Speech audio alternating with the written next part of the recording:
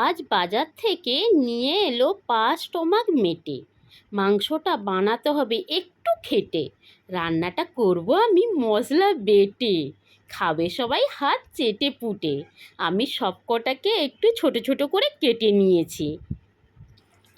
দেখুন, ধুয়ে পরিষ্কার করে নিয়ে চলে এসেছি।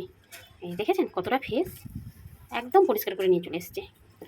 এবার আমি যেটা করি সব সময় সেটাই করব। এবার দিয়ে দিলাম লবণ, দিয়ে এবার দিয়ে দিচ্ছি পাতিলেবু।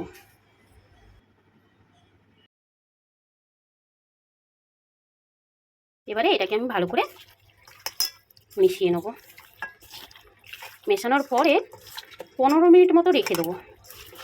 15 মিনিট রাখার পরে এতে থেকে বেশ কিছু জল বেরোবে, সেটা কিন্তু আমি ফেলে দেবো, সেটা তরকারির মধ্যে দেবো না।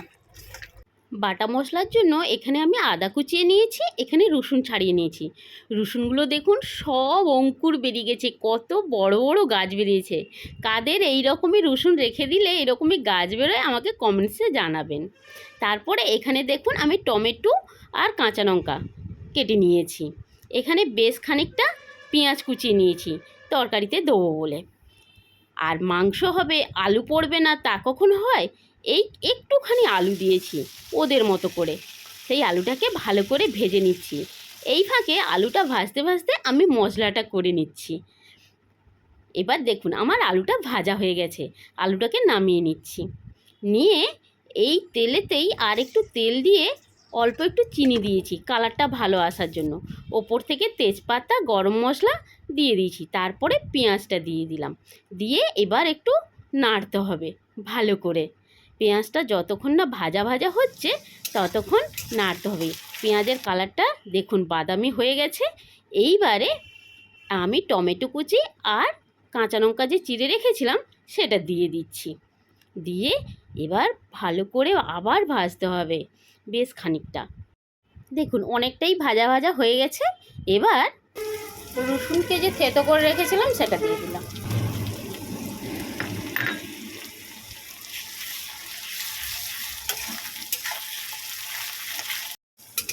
দেখুন পেঁয়াজ, রসুন, টমেটো কুচি, লঙ্কা কুচি সব এইভাবে ভেজে নিয়েছি। এবার এতে দিয়ে দিব সব রকমই মশলা। দিয়ে দিচ্ছি আদা বাটা,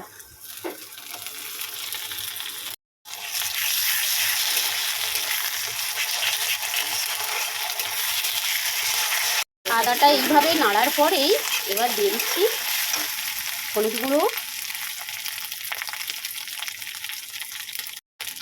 দিয়ে দিচ্ছি লঙ্কা গুঁড়ো। এটাকে ভালো করে কষতে হবে, এই মশলাটা ভালোভাবে কষিয়ে নিতে হবে।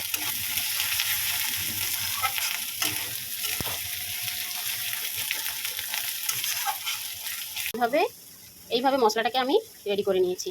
এবারে ওপর থেকে একটু জল দিয়ে দেবো।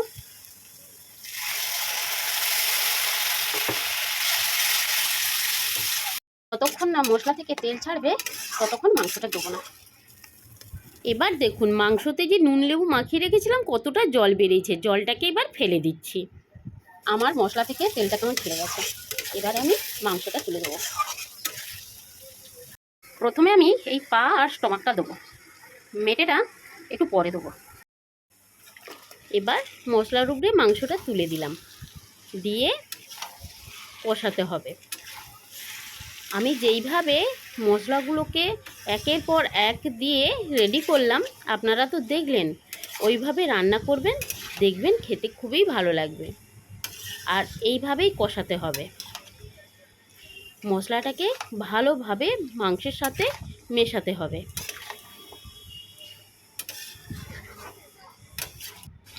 এইভাবে মিডিয়াম আঁচে বেশ কিছুক্ষণ কষাতে হবে ঢাকা দিয়ে দিয়ে। আমি এই স্টমাক আর পাগুলো মিনিমাম 10 মিনিট কষিয়ে নেব, তারপরে মেটেটা দেবো। এবার আমি ওপর থেকে একটা ঢাকা দিয়ে দেবো।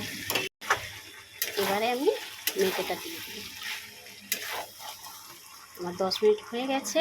দেখুন মেটেটা দিয়ে দিচ্ছি। মেটেটার রঙটা দেখুন কি সুন্দর লাগছে।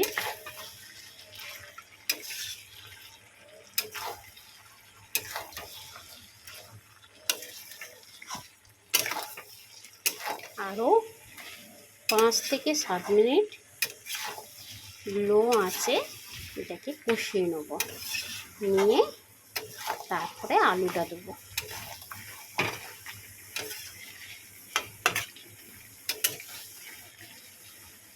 এবারে ঢাকাটা দিয়ে দেবো। এবার আলুটা দিয়ে দিচ্ছি। আলুটা দিয়ে আবার কষাতে হবে। আলুটাকে মাংসের সাথে একদম মিশিয়ে নিচ্ছি। আঁচটা কিন্তু হালকাই রাখতে হবে, বেশি আঁচ দিলে হবে না। দেখুন আলুটাও সেদ্ধ হয়ে গেছে, মাংসগুলো সব সেদ্ধ হয়ে গেছে। এবার জল দিয়ে দেবো অল্প করে, যাতে আর একটু যেন সেদ্ধ হয়ে যায়।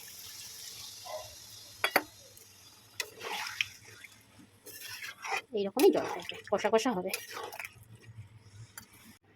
দেখুন আমার মাংসটা কিন্তু শেষের পথে, একদম কষা কষা হয়ে গেছে, একটু ফুটিয়ে নিলেই হয়ে যাবে।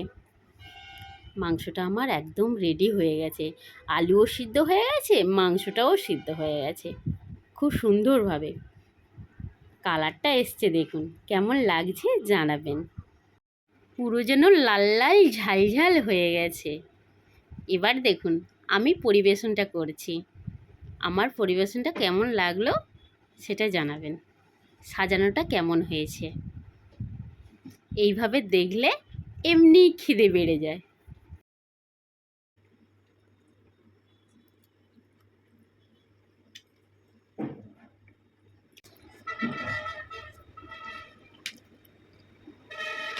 হুম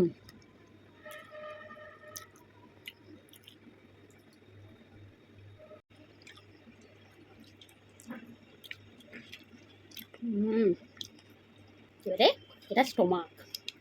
আমার মতন কে কে স্টোমাক খেতে ভালোবাসো জানাবেন। হুম হুম হুম হুম হুম কি ভালো খেতে হয়েছে। চটপট করে বানিয়ে ফেলুন এক্ষুনি, রেসিপিটা বানিয়েই ফেলুন। আহা মজা করে খান।